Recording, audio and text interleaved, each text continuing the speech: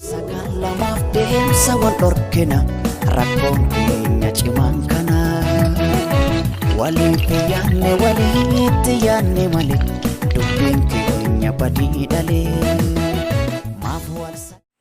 Yooyyaa jirra jirtu kabajamtootaa fi hordoftoota keenya jalatti argamtan hundumti keessanuu akkam jirtu nageenya isiniif haa baay'atu jecha akkam jirtu akkam saatii kana heddaan isiniin jechuu jaallannaa.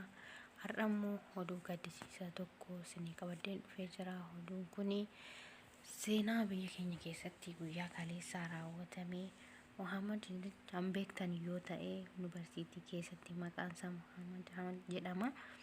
Achitti ajjeefamuu isaatiin guyyaa seenaa nama jabaa fi beekamaa ta'ee Itoophiyaa keessatti wareegamuu isaatii fi ajjeefamuu isaatiif odeeffamaa guyyaa kaleessaa alkanii lubbuun isaa wareegameetu jira jechuudhaan seenaa baay'ee nama gaddisiisudha.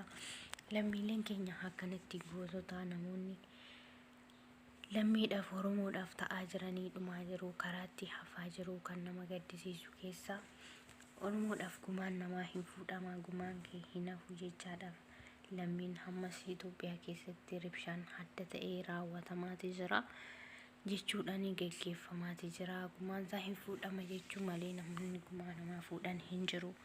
Kunoo Hacaaluu Hundeessaa kan du'e waggaa lammaffaaf deema. Gumaan isaa hin ba'a jedhamu malee gumaan isaanii hin hafu. Lammiileen keenya guyyaa guyyaadhaan dhumaa jira. Guyyaa guyyaadhaan gootonni Oromoo dhumaati jiru. Tokko lama jedhamanii hin dhumanii. Har'as ajjeefamaa dhuma jiru. Har'as hin dhaabatu. Yoomuma akka dhaabatu hin beekamu. Oromoodhaaf malli maal haa ta'u? Malli akkam haa ta'u? Egaa beekamsoonni umurii isaanii malee karaatti ta'anii yeroo isaanii malee dhumaati jiranii. Guyyaan isaanii osoo hin beekamin guyyaa malee nama beekamaa fi Oromoodhaaf ta'aa jiru. Waggoota baay'ee waggoota darbe keessatti yuunivarsiitii keessatti namoota addaatiif gargaarsa kan turedha. Eebbifama irree booda isaa ga'ee maatis isaaniillee akka waliin argine jedhamu beekamaa jira. Kan nama gaddisiisu keessa namni tokko gaafa lubbuu isaa dhabu waggoota baay'ee maatii ofiirra gargar bahee maatii ofii osoo hin argin karaatti hafuun nama gaddisiisa. Baay'ee tokko nama gaddisiisaa zimni ajjeefamuunsa wanta nama gaddisiisudha. Kan dhibu keessa lammiin keenya yeroo guyyaa guyyaadhaan dhumu lammiin eessuma jira? Biyya akkamitti jiraanna? Biyya akkamii qabna jennee keessa jiraachaa jirra? Guyyaadhaan ennoo gootota Oromoon dhabaman har'as borus oduudhuma haaraatu dhufa. Guyyaa har'as borus waanuma haaraa malee homtuu wanti dhufu hin jiru. Lubbuun namaa kan darbu malee uumaa hin arginu. Guyyaa guyyaadhaan namoonni addunyaaf namoonni Itoophiyaaf hin ta'u jennu dhumaa deemu. Kan nama gaddisiisu keessa baay'ee tokko nama gaddisiisa. Kuni dhaloota akkanaa karaadhaa dhufaa jiru, kan beekamaati jiru, kan Oromoodhaaf ta'aa dhufu, Oromoodhaaf beekamtii godhachaa jiru garuu karaatti hafaa jira. Borus immoo tokko akkasuma ta'a. Gumaan isaanii hin bahu. Har'as borus gumaan isaanii hin dhumatu. Gumaan isaanii hin baha. Gumaan keessan har'a boru ba'a jedhan. Akkuma Hacaaluu Hundeessaa gumaan kee hin baha, gumaan kee hin haftu osuma jennu har'as kunoo waggaa 2 deebi'ee isa bichaa osoo hin taane kana bichaa osoo hin taane guyyaadhaan namoonni biraa dhumaa jiru. Namoonni nuti hin beekne, namoonni sooshaal miidiyaa irratti hin baanellee kan beekamtii qaban, kan hubantan, kan dhumaa jirantu jira. Dhugaa akkam jedhamee akka ibsamu hin beekamu. Kan lammii keenya kan Oromoo keenya kun baay'ee nama guba. Gubaan isaa hin dhumatu. Lammii keenya furmaan maal haa ta'u?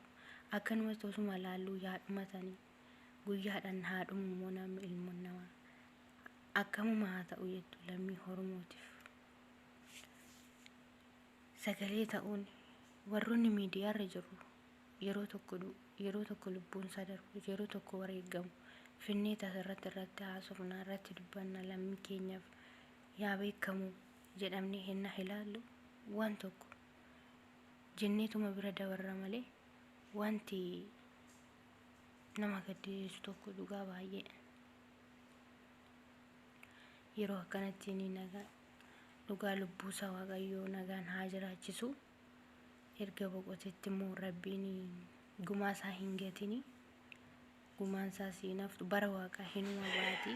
Garuu kan nama gaddisiisu tokko guyyaa guyyaadhaan lammiin namaa dhumuudha.